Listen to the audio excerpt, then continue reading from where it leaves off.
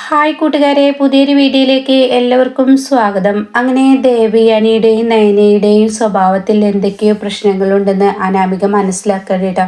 തൻ്റെ അമ്മ അത് സൂചിപ്പിക്കുമ്പോൾ പിന്നീട് അനാമിക ദേവയാനിയെയും നയനയും പിന്തുടർന്നുകൊണ്ടിരിക്കുകയാണ്. അങ്ങനെ അനാമിക ഓരോ അന്വേഷണത്തിലും ആ ഞെട്ടിപ്പിക്കുന്ന സത്യം മനസ്സിലാക്കാണ്. അതായത് നയനയെ ദേവയാനി അംഗീകരിച്ചു എന്ന സത്യം കേട്ടോ. ഇതേസമയം അത് അംഗീകരിക്കാനാവാതെ ആകെ ഷോക്കായി പോവുകയാണ് അനാമികക്ക്. പിന്നീട് അനാമിക തൻ്റെ അച്ഛൻ്റെയും അമ്മയുടെ അടുത്തോട്ട് പോകുന്നുണ്ട്. അങ്ങനെ അവരോട് കാര്യങ്ങൾ വ്യക്തമാക്കാണ്. ഇത് കേൾക്കുന്നതിനോട് കൂടി അവർക്ക് പോലും വിശ്വസിക്കാനാവുന്നില്ല കേട്ടോ. എന്താണ് അവർക്കിടയിൽ സംഭവിച്ചത് അതൊന്നും എനിക്കറിയില്ല അമ്മേ. എന്തായാലും അവർ തമ്മിൽ സ്നേഹത്തിലാണ്, അതോ എനിക്ക് ഉറപ്പുള്ള കാര്യമാണ്. അവർക്കിടയിൽ എന്തോ ഒരു രഹസ്യമുണ്ട്.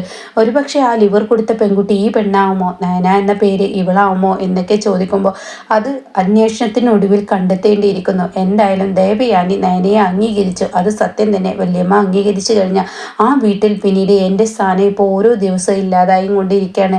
ഇനിയിപ്പോൾ നാളെ ആ വീട്ടുകാരും അത് അംഗീകരിച്ചു കഴിഞ്ഞാൽ ദേവയാനി, അതായത് വല്യമ്മ ആ വീട്ടിലെ നയനയെ അംഗീകരിച്ചെന്ന സത്യം ആ വീട്ടിലെ എല്ലാവരും അറിഞ്ഞു കഴിഞ്ഞാൽ ആകെ അതിന് തെറ്റായി വിരൽ ചൂടുന്നത് ജാനകിയും അതുപോലെ തന്നെ ജലജയുമാണ്. പക്ഷേ ഈ ജാനകിയെയും വിശ്വസിക്കാൻ കൊള്ളില്ല. അവരും നാളെ എനിക്കെതിരെ തിരിയുമെന്ന് പറയാൻ പറ്റില്ല എന്ന് അനാമിക തൻ്റെ അച്ഛനോടും അമ്മയോടും പറയുമ്പോൾ, എന്നാ മോളെ ഇപ്പോഴാരും തന്നെ അറിഞ്ഞിട്ടില്ലല്ലോ. ഇല്ല, ഇപ്പോൾ അവർ ആരും അറിഞ്ഞിട്ടില്ല.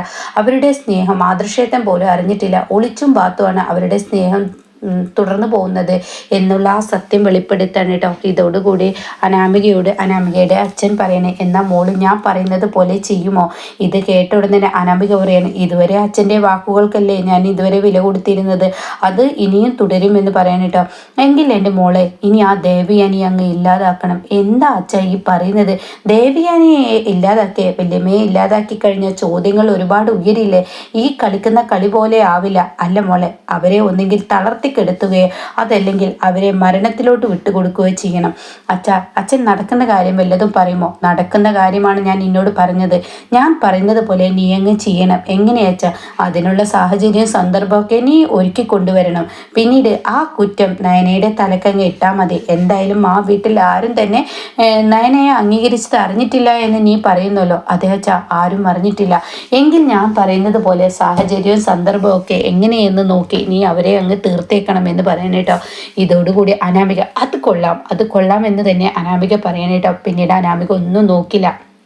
അങ്ങനെ അനാമിക വളരെ സന്തോഷത്തോടു കൂടി വല്യമ്മയെ ഈ വീട്ടിൽ തളർത്തിക്കെടുത്തി കഴിഞ്ഞാൽ ആ കുറ്റം നയനയുടെ തലയിൽ ആരോപിച്ചു കഴിഞ്ഞാൽ തീർച്ചയായും നയന ഈ വീടിൻ്റെ വെളിയിലടങ്ങും. പിന്നീട് അബിയെ കൊണ്ട് പൊറുതിമുട്ടി നവ്യയും പോയിക്കോളും. പിന്നെ ഈ വീടിൻ്റെ എല്ലാ ഭരണവും എനിക്ക് തന്നെയായിരിക്കും. ദേവയാനിക്ക് ഇടുന്നാൽ പിന്നെ ജാനകി എന്തായാലും എനിക്ക് തന്നെയായിരിക്കും ഭരണം തരിക എന്നുള്ള ഒരുപാട് പ്രതീക്ഷകളോടുകൂടി അനാമിക വീട്ടിലോട്ട് ചെല്ലാനേട്ടോ. അനന്തപുരിയിൽ ചെല്ലാൻ അനന്തപുരിയിൽ ചെന്ന് നയനയുടെയും ദേവയാനിയുടെയും നേർക്ക് അനാമിക പിന്തുടർന്നു കൊണ്ടിരിക്കുകയാണ് കേട്ടോ. അങ്ങനെ ഇങ്ങനെ ഓരോ നല്ല നല്ല കാഴ്ചകൾ കാണുകയാണ്. അവർ തമ്മിൽ സ്നേഹിക്കുന്നതോ പാല് കൊടുക്കുന്നതും മോള് നന്നായി ശ്രദ്ധിക്കണം, ഉറക്കത്തിൽ ഇരുന്ന് ഇങ്ങനെ ഒരു ഡിസൈൻ വരക്കുമ്പോഴും ഒക്കെ ഇങ്ങനെ ദേവയാനി ഒപ്പം നിൽക്കുന്നതും ചായ ഉണ്ടാക്കി കൊടുക്കുന്നതും ഒക്കെ കാണുമ്പോൾ അനാമികക്ക് സഹിക്കുന്നില്ല കേട്ടോ. അനാമികയുടെ ഉള്ളിൽ പക കയറി വന്നുകൊണ്ടിരിക്കുകയാണ്. അങ്ങനെ അനാമിക ഉറക്കമില്ലാത്ത രാത്രിയാവാണ്. എങ്ങനെ ഇവരെ ഇല്ലാതാക്കും, ഇവർക്ക് എങ്ങനെ ഒരു അപകടമുണ്ടാക്കും എന്നാലോചിച്ചിട്ട് ഇങ്ങനെ അനാമിക ഇങ്ങനെ ചിന്തിച്ചു തുടങ്ങുകയാണ്. അപ്പോൾ ഈ സമയം അനാമികയുടെ മനസ്സിൽ പതിവ് പോലെ ഇങ്ങനെ പാലിൽ വിഷമോ അങ്ങനെ എന്തെങ്കിലും അത് വേണ്ട, അത് ചെയ്തു കഴിഞ്ഞാൽ തീർച്ചയായും പിടിക്കപ്പെടും. ഇവിടെ ഒരു പ്രാവശ്യം അങ്ങനെ ചെയ്തതാണല്ലോ, എന്നാൽ അങ്ങനത്തെ അല്ലാത്ത വേറെ എന്തെങ്കിലും ഒരു പണി ഒപ്പിക്കാം എന്നിങ്ങനെ അനാമിക മനസ്സിൽ കരുതണം കേട്ടോ. അങ്ങനെ അനാമിക ദേവയാനിക്ക് വലിയൊരു അപകടം ഉണ്ടാക്കാൻ തന്നെ തീരുമാനിച്ചിരിക്കുകയാണ്. അങ്ങനെ പിറ്റേ ദിവസം രാവിലെ ആയി പൂജാമുറിയിൽ നയന എത്തിയിരിക്കുകയാണ്. പൂജ അങ്ങനെ ചെയ്തുകൊണ്ടിരിക്കുകയാണ്. ആ സമയമാണ് ദേവയാനി കുളിയൊക്കെ കഴിഞ്ഞ് അങ്ങോട്ടേക്ക് വരുന്നത്. അപ്പോൾ ദേവയാനി പറയണ, മോളെ നീ എന്തിനു ഇത്രയും നേരത്തെ എണീറ്റത്?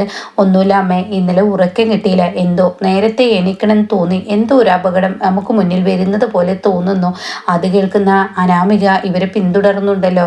അപ്പോൾ ഇവൾക്ക് ആരാ ദിവ്യസ്വപ്നം കൊടുത്തതുപോലെ ഇനിയിപ്പോൾ ആരെങ്കിലും ഇവളോട് പറഞ്ഞോ, എൻ്റെ പ്ലാനുകൾ ഇവൾ മനസ്സിലാക്കിയോ എന്ന പേടിയോടുകൂടി അനാമിക ഇങ്ങനെ എത്തി നോക്കാനായിട്ടാ. ഇതേ സമയം ദേവയാനി പറയണ മോളെ അതൊക്കെ നിന്റെ തോന്നലാണ്, ഇനി നിനക്കൊരു കുഴപ്പവും വരില്ല.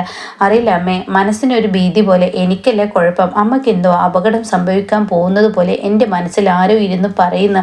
നീ വേണ്ടാത്ത ചിന്തിക്കേണ്ട മോളെ, എനിക്ക് യാതൊരുവിധ കുഴപ്പങ്ങളും ഉണ്ടാവില്ല അമ്മേ. പഴയതുപോലൊന്നും അമ്മ അടുക്കളയിലോട്ട് വല്ലാതെ കയറണ്ട. ആ മീനാക്ഷി ഇടത്തെയും വിളിക്കുക, എന്നിട്ട് നമുക്ക് എല്ലാവർക്കും ഒരുമിച്ച് പണി ചെയ്യാം. അമ്മ ഒറ്റയ്ക്ക് ഓരോന്ന് ചെയ്തു കഴിഞ്ഞാൽ അമ്മയ്ക്ക് എന്തെങ്കിലും സംഭവിച്ചു കഴിഞ്ഞാൽ എനിക്കത് താങ്ങില്ല എന്നുള്ള വാക്കുകളൊക്കെ ഇങ്ങനെ നയന ദേവയാനിയോട് പറയാനിട്ടാ.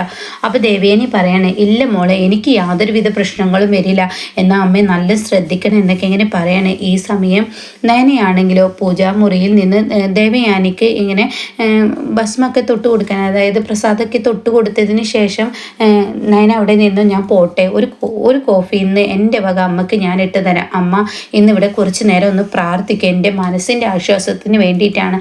അത് വേണ്ട മോളെ, ഞാനിട്ടോളാം. അത് വേണ്ട, അമ്മയുടെ നിന്ന് പ്രാർത്ഥിക്കുക എന്ന് പറയാനിട്ടോ. ഈ സമയം നയന അതും പറഞ്ഞ് അങ്ങോട്ടേക്ക് അവിടെ നിന്ന് പോവുകയാണ്. ഇതേ സമയം മുത്തശ്ശി ഇത് എത്തി നോക്കുന്നുണ്ട്. ഇവർ തമ്മിൽ രണ്ടുപേരും പൂജാമുറിയിൽ നിൽക്കുന്നത് മുത്തശ്ശി കാണുന്നുണ്ട്. ഇതേ കാഴ്ച തന്നെ ജലജയും കണ്ടിട്ടുണ്ട് കേട്ടോ. അതുകൊണ്ട് തന്നെ അനാമികക്ക് ഒരു ആശ്വാസമാവാണ്. ഇവരൊക്കെ ഇതിനിടക്ക് വന്നു പോയിട്ടുണ്ട്, അതുകൊണ്ട് തന്നെ താൻ രക്ഷപ്പെട്ടു എന്നുള്ള ആ ഒരു ആശ്വാസം ഇങ്ങനെ അനാമികക്കും തോന്നാണ് കേട്ടോ. പിന്നീട് നയന ദേവയാനിയെ പൂജാമുറിയിൽ ഒറ്റയ്ക്കാക്കി നയന അവിടെ നിന്നും പോവാണ് കേട്ടോ. ഈ സമയം ദേവയാനിയാണെങ്കിൽ ഉരുകി പ്രാർത്ഥിക്കുകയാണ്, എൻ്റെ കുഞ്ഞ് അങ്ങനെ ഒരു സ്വപ്നം കണ്ടെങ്കിൽ അതെൻ്റെ മോൾക്കാവരുതേ. എനിക്ക് എന്ത് അപകടം തന്നാലും എനിക്ക് കുഴപ്പമില്ല. എൻ്റെ പൊന്നു മോൾക്ക് യാതൊരുവിധ പ്രശ്നങ്ങളും ഉണ്ടാവരുതേ. എൻ്റെ ആദർശിന് എല്ലാം കൊണ്ട് ഇണങ്ങിയ ഈ വീടിൻ്റെ മഹാലക്ഷ്മിയാണ് എൻ്റെ മോൾ. ഈ മഹാലക്ഷ്മി ഈ വീട്ടിൽ നിന്ന് കെട്ടുകഴിഞ്ഞാൽ ഒരിക്കലും ഈ വീട് പിന്നീട് നല്ലപോലെ ആവില്ല. അതുകൊണ്ട് ദൈവങ്ങളെ, എൻ്റെ കുഞ്ഞിന് യാതൊരു ആപത്തും വരരുതേ എന്നൊക്കെ പറഞ്ഞ് കണ്ണറച്ച് പൊട്ടിക്കരഞ്ഞുകൊണ്ട് പ്രാർത്ഥിച്ചും കൊണ്ടിരിക്കുകയാണ് കേട്ടോ.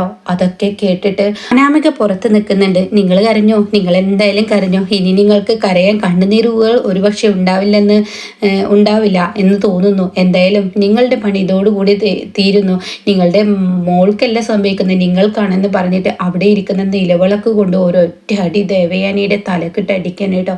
ഈ സമയം ദേവയാനി ഇങ്ങനെ പെട്ടെന്ന് തൻ്റെ തലയിൽ കൈവച്ച് പിന്തിരിഞ്ഞ് നോക്കുമ്പോൾ അനാമികയെ ചെറുതായി കാണുന്നുണ്ട് കേട്ടോ. പക്ഷേ ദേവയാനിയുടെ തലയിൽ നിന്നും രക്തം ഇങ്ങനെ വാർന്ന് ഒഴുകണം. അത്രയും ശക്തിയോട് കൂടിയിട്ടാണ് അനാമിക അടിച്ചിട്ടുണ്ടാവുക. അങ്ങനെ അനാമിക അവിടെ നിന്ന് അങ്ങ് ഓടുകയും ചെയ്യാണ്. പക്ഷേ ഈ നിലവിളക്ക് അവിടെ ഇടുന്ന സൗണ്ട് കേട്ട് പെട്ടെന്ന് എന്താ ഇവിടെ സംഭവിച്ചതെന്ന് അറിയാതെ നയന ഓടി വരികയാണ് കേട്ടോ. തൻ്റെ അമ്മക്കുള്ള കോഫിയുമായി വരികയാണ്. എന്താ പൂജാമുറിയിൽ നിന്ന് നിലവിളക്ക് വീഴുന്നൊരു ശബ്ദം. ഇന്നലെ എനിക്ക് ഉറക്കമില്ലാത്ത രാത്രിയായിരുന്നു. എൻ്റെ അമ്മക്ക് എന്തോ അപകടം പറ്റുന്നത് പോലെയൊക്കെ നയനയുടെ ഉള്ളിലുണ്ടല്ലോ. അങ്ങനെ നയന ഓടി വരുമ്പോൾ കാണുന്ന കാഴ്ച ദേവയാനി ഇങ്ങനെ രക്തത്തിൽ കുളിച്ച് കിടക്കുന്നതായിരിക്കും കേട്ടോ. അങ്ങനെ ദേവയാനിയുടെ അടുത്ത് നയന ആ കോഫി താഴെയിട്ട് അമ്മേ എന്നും പറഞ്ഞ് നിലവിളിക്കാണ്. ആ നിലവിളി അനന്തപുരി മൊത്തം കേൾക്കുന്നുണ്ട് കേട്ടോ. അപ്പോഴേക്കും ആദർശ് നയനയാണല്ലോ അത്, എന്താ സംഭവിച്ചത്? അപ്പോഴേക്കും നയനയാണെങ്കിലോ എന്താ സംഭവിച്ചത് എന്നുള്ള ആ ഒരു ഇതിൽ. പക്ഷേ ഇപ്പുറത്ത് ജലജയും ജാനകി എന്തോ ഉണ്ടായിട്ടുണ്ടല്ലോ. നയനയുടെ കരച്ചിലാണ്. അങ്ങനെ ആ വീട്ടിൽ നിന്ന് എല്ലാവരും ഓടി വരുന്നുണ്ട് കേട്ടോ. അങ്ങനെ ഈ സമയം ദേവയാനിയുടെ ഇങ്ങനെ നയന തൻ്റെ മടിയിലോട്ട് വെച്ചിരിക്കുകയാണ്. എന്നിട്ട് അമ്മയ്ക്ക് എന്താ പറ്റിയത്, അമ്മ എന്താ എന്ന് ചോദിക്കുമ്പോൾ മോളെ എൻ്റെ തലയിൽ നിലവിളക്ക് കൊണ്ട് അന എന്ന് മാത്രമേ പറയുള്ളൂ കേട്ടോ. അപ്പോഴേക്കും ദേവയാനിയുടെ ബോധം പോയിരിക്കുകയാണ്. അത് കണ്ടിട്ട് അനാമിക അങ്ങോട്ടേക്ക് ഓടി വന്നിട്ട് എന്താടി നീ കാണിച്ചത് വല്യമ്മേ, നീ വല്യമ്മേ ഈ നിലവിളക്ക് കൊണ്ട് അടിച്ചോ എന്നും ചോദിച്ചിട്ട് അങ്ങ് ദേഷ്യത്തോടു കൂടി നയനയുടെ നേർക്ക് അങ്ങ് എടുക്കുമ്പോൾ ഉടൻ തന്നെ ജലജയും ജാനകിയും അങ്ങോട്ടേക്ക് എത്തിയിരിക്കുകയാണ്. ജലജ പറയുന്നത് എന്താ അനാമിക മോളെ ഇവിടെ ഉണ്ടായത്, വല്യമ്മയോടുള്ള പക കൊണ്ട് ഇവൾ വല്യമ്മയുടെ തലക്കടിച്ചു എന്ന് പറയട്ടോ. ഇത് കേൾക്കുന്ന നയന പറയണേ ഇല്ല, ഞാൻ ഒരിക്കലും ചെയ്തില്ല എന്ന് പറയെങ്കിലും കൂടി അനാമികയും ജലജയും ജാനകിയും കൂടി അത് ഉയർത്തിക്കൊണ്ടുവരികയാണ്. കൂടുതൽ ശബ്ദം അവിടെ ഉണ്ടാക്കി എല്ലാവർക്കും ഇടയിൽ ആ ഒരു തോന്നൽ ഉണ്ടാക്കി. അപ്പോൾ ഇതിൻ്റെ ബാക്കി റിവ്യൂ കേൾക്കാൻ താല്പര്യമുള്ളവർ ചാനലിന് സബ്സ്ക്രൈബ് ചെയ്തിടുക. എന്നാൽ ഞാൻ ഇതിൻ്റെ ഈ റിവ്യൂ പറയുമ്പോൾ നിങ്ങൾക്ക് നോട്ടിഫിക്കേഷനായി ലഭിക്കൂട്ടോ.